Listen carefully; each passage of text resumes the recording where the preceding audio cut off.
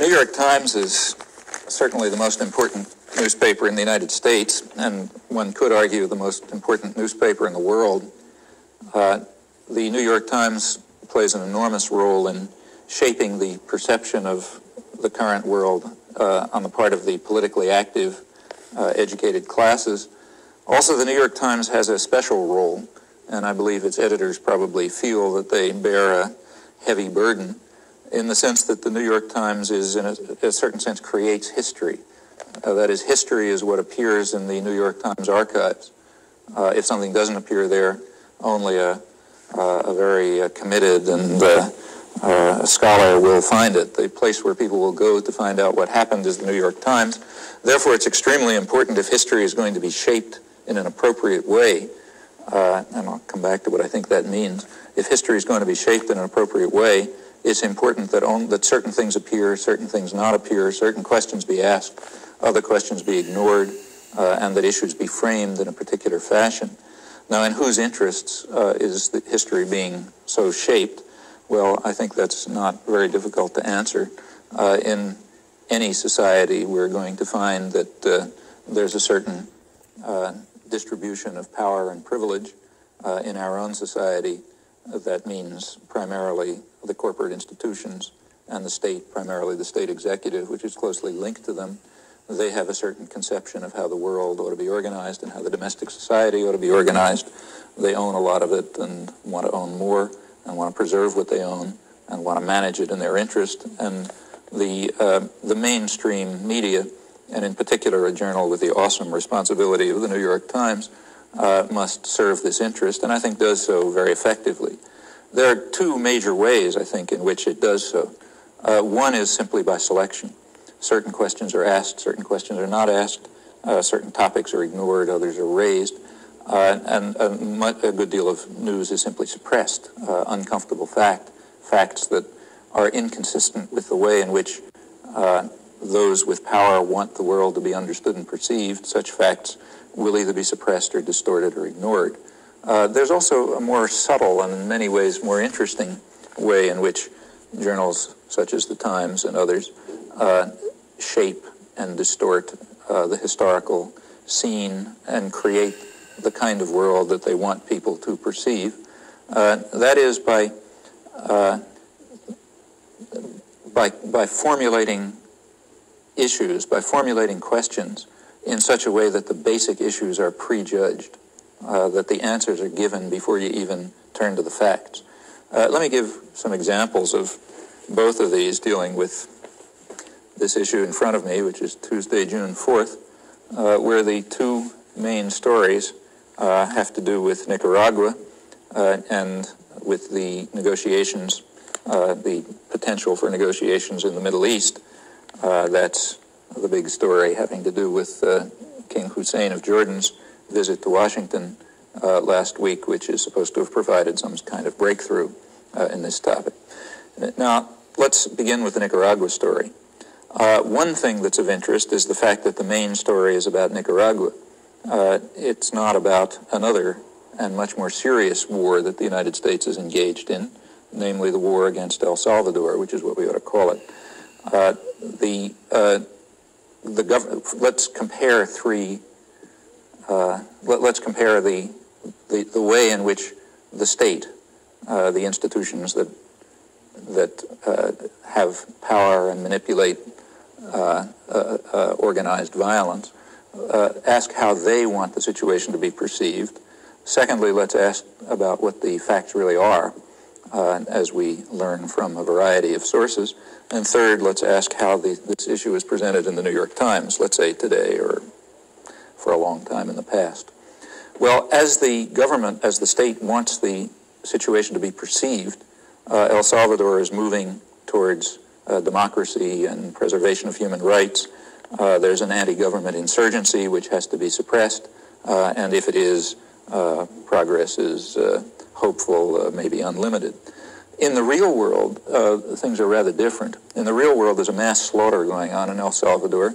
If you read the reports of human rights organizations, you will discover that there are indiscriminate air and artillery attacks against defenseless villages, which are killing thousands of non-combatants. You will learn about murderous ground sweeps, in which atrocities are being carried out that compare well with those of the Pol Pot period in Cambodia. You will learn that torture has increased, is increasing regularly. The Salvadoran Human Rights Committee, in fact, recently described torture as endemic. The Red Cross, about a year ago, stated that in a secret confidential cable that the torture had increased to the point where perhaps 90% of people captured, arrested by the police, are subjected to torture during interrogation. In the real world, you will learn that the elections which allegedly carried El Salvador towards democracy were carried out in an atmosphere of terror and despair, of macabre rumor and grisly reality. That's the phrase used by the British Parliament Human Rights Commission in describing the elections that were so lauded here, much as comparable elections in Poland are lauded in Pravda. That's the real world. It's in the real world, El Salvador is a horror chamber where maybe 60,000 people have been murdered in the most grotesque fashion, often in the past several years, primarily by forces that we have organized, armed, trained to carry out precisely that task.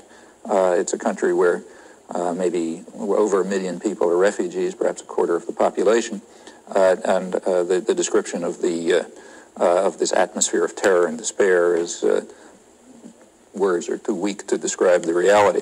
That's the reality of El Salvador. Now, how comparing, that's of course not the picture that the government wants people to perceive. How is the press presenting it? Well, it's presenting it pretty much the way it's being presented in this morning's New York Times, that is, with silence. There is no description in the media of the indiscriminate air attacks which are killing thousands of non-combatants, which are described in grisly detail by human rights organizations. There is no description of the torture of political prisoners, which you can read about in the foreign press or in Amnesty International reports. There's no the report of the, for example, the report I just quoted of the British Parliamentary Human Rights Commission, as far as I know, was never presented in the American press. Rather, silence and service and regurgitation of official propaganda. Here is a striking case where the media are behaving very much in the way of a docile, obedient propaganda system in a totalitarian state. President Duarte, according to the official version, is a humane, leading Democrat who with a profound commitment to democracy and human rights, and is perhaps hampered in his goal of bringing the benefits of bringing these great benefits to the people of El Salvador. He's hampered by certain by the guerrillas and by right-wing elements that he hasn't yet been able to control. That's the official version. In the real world, Duarte entered the government with the, in his words, he entered the government at a time when he said that the masses were with the guerrillas. He entered at a time in order to provide a cover for a major massacre which the Carter administration had initiated and was then carrying out. He entered as there was a reformist government which fell apart. Duarte then entered to provide a cover for the mass murder that he knew was coming, because there's only one way to impose obedience and discipline when the masses are with the guerrillas, namely by mass slaughter. During the first 2 years in which he was the person, at least the figurehead in power, something according to the Archbishop, the office of the Archbishop, in those 2 years, 1980 and 1981, approximately 30,000 people were slaughtered, and about 600,000 people became refugees. During that period, I should say, the press, in particular the New York Times, was quite closely following the party line. The party line was that the murders were being carried out by uncontrollable death squads, which the government couldn't somehow manage. The reality was that the murders were being carried out by government forces that were supplied, trained, organized by the United States, that something maybe like 90 or 95% of the murders were being carried out by them directly. Interestingly, later on, the New York Times conceded that that had been happening. So, for example, Alan Riding, who's the New York Times correspondent, a Central American New York Times correspondent, pointed out that in late, it must have been in late 1981, I don't recall the exact date, that in late 1980, he said the Carter administration had been informing the press that about 80% of the murders were being carried out by government forces. If you look back at the time, you'll discover that that was not what was being reported by the press.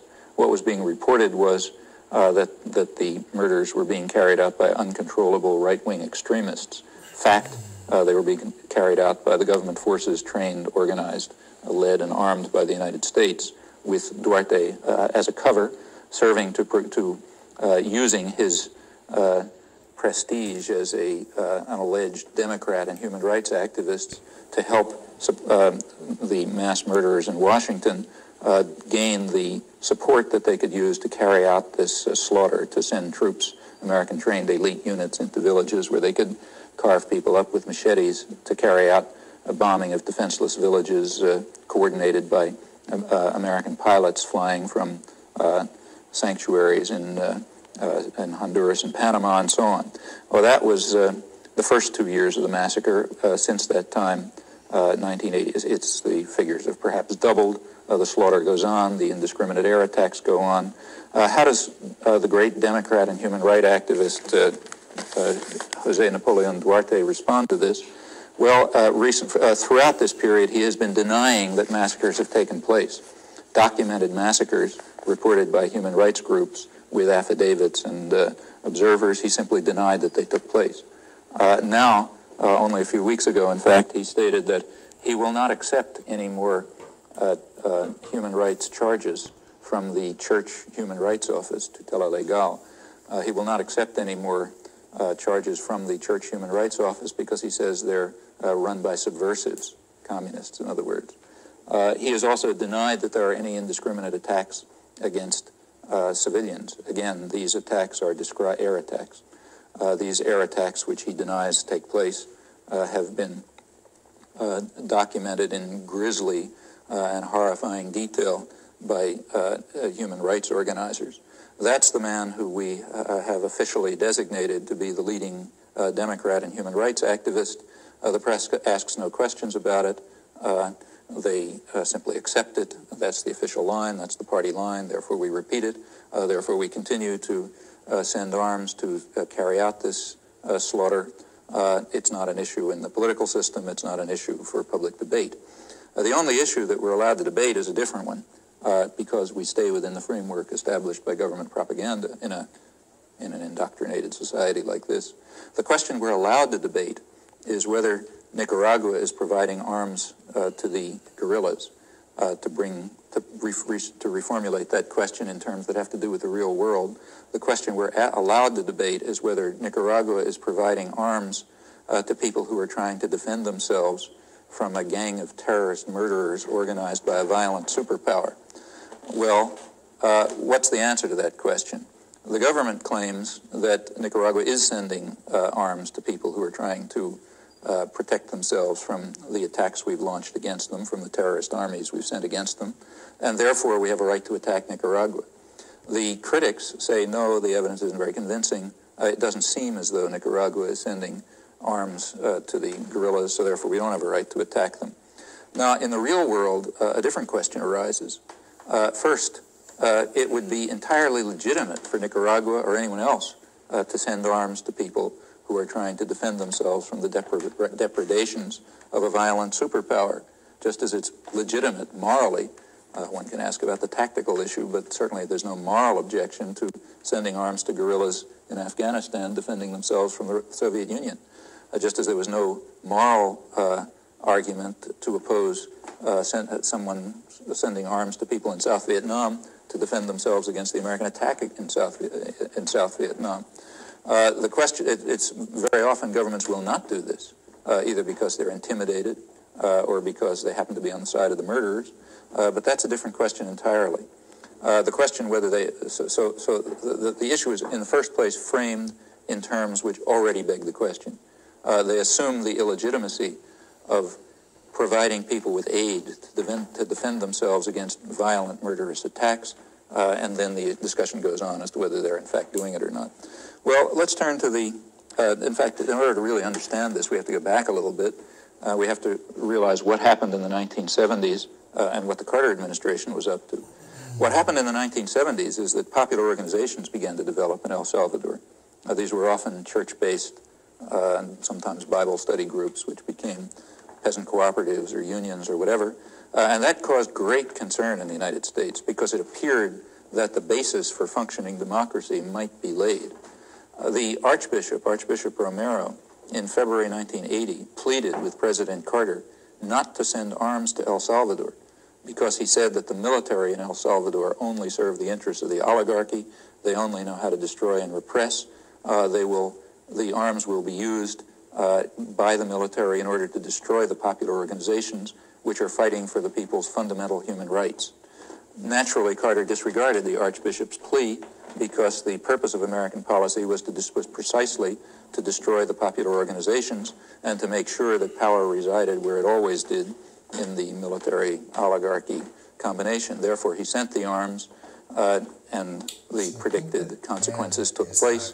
A war against the peasants, destruction of the university, destruction of the mass media, wiping out of the political opposition, and the huge slaughter that I've already described. After all that was done, we could have the staged elections. All of this done under the cover provided by the person who the media, in a docile fashion following the state, describe as the leading Democrat. Well, turn briefly to Nicaragua.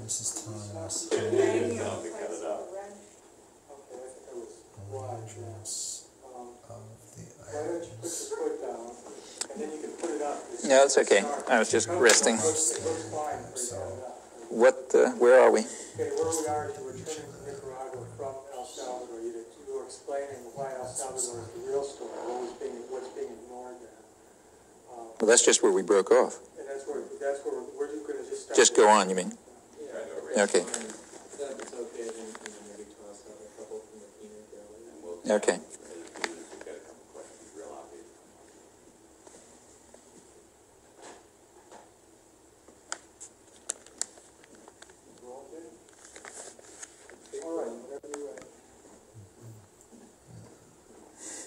I hope.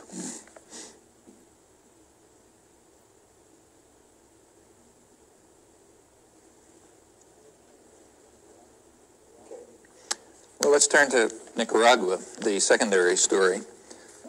Here is a long story beginning on the front page with a full-page continuation explaining, discussing U.S. military plans in case it's felt necessary to move against Nicaragua. The report is interesting to read. There is no indication anywhere through this long story that there would be anything wrong with attacking another country. The only question that arises is, can we get away with it? Will too many American soldiers be killed? Will it be politically difficult? What will the costs be?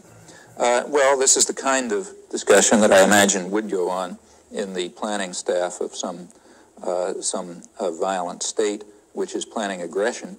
Naturally, they'll ask what the costs are, what the chances are of success, and so on and so forth. I presume, for example, that this is the kind of discussion that went on in the German General Staff before the attack on the Low Countries in France. It is a little bit surprising, or maybe it isn't surprising, anyway, it's interesting, let's say, to see the same story presented with no indication that any further question could arise in a major newspaper. Also, the terminology that's used throughout is rather illuminating. For example, the one question that's raised, one technical question is, suppose the United States invades Nicaragua, and suppose that we establish a government which will then pursue the war the way the war is now being pursued in El Salvador by the government that we installed there under the facade of an election. The question is, who will that government be that we install? And the reporters here say, well, presumably the government will be drawn from what they call the democratic opposition. Now, that's a term that they use to describe the forces that will install the democratic opposition. That, of course, is the term of state propaganda. A newspaper that wasn't simply a propaganda organ would at least want to raise the question whether those people are entitled to be called the democratic opposition. What is the evidence of their commitment to democracy? Well, the only evidence that we have is that they refused to take part in the elections that took place in Nicaragua last November, and instead chose to join a mercenary army that had been established by the United States and that was attacking Nicaragua from a foreign country. Not a guerrilla army, notice, but a mercenary army led by officers of the terrorist National Guard that had ruled Nicaragua for years, completely financed by the United States and its allies, based in a foreign country and attacking Nicaragua. That's the origins of this so-called guerrilla force, which incidentally, given the lavish level of its funding and armaments, compares with regular armed forces in Central America, and in fact often outguns the army of Nicaragua. So the democratic credentials of the people who the Times refers to as the democratic opposition include refusal to participate in democratic elections and joining a mercenary army established by the United States. This army, incidentally, has been involved in major atrocities since the first days. Back in 1981 and 1982, Roman Catholic missionaries in Nicaragua were reporting that the Contra forces, the American mercenary army attacking Nicaragua from Honduras, that this army was carrying out massacres, torture, all sorts of brutality. Again, human rights groups have compiled an extensive record of this. Very little of it appears in the United States. Virtually nothing is reported by American reporters in Nicaragua because, again, that's an improper topic. Well, perhaps one could argue that these people are the democratic opposition because the elections in which they refused to take part were not democratic elections. Well, again, there's evidence that one can turn to on that, though one won't find it in the New York Times. For example, there was a delegation that observed the Nicaraguan elections sent by the Latin American Studies Association, the professional Latin American Studies Association in the United States, led by highly respected scholars, by no means pro-Sandinista, incidentally. They published, the Latin American Studies Association has an official publication in which they report on the elections. That would seem relevant to determining whether this was a democratic election or not. I don't recall any mention of it in the Times. Certainly it didn't enter into their interpretation of what happened. Their conclusion was that these elections were the best ones in the history of Nicaragua. In fact, the only ones ever in Nicaragua that amounted to anything more than ratification of candidates put forth by the United States. They remarked that the elections were a model of probity, a model of excellence by Latin American standards, and in fact not bad by American standards. They said that the Sandinistas, the group in power, used the advantage of incumbency, but at the level in which it's commonly done not only in Latin America and in the United States. As for the so-called democratic opposition led by Arturo Cruz,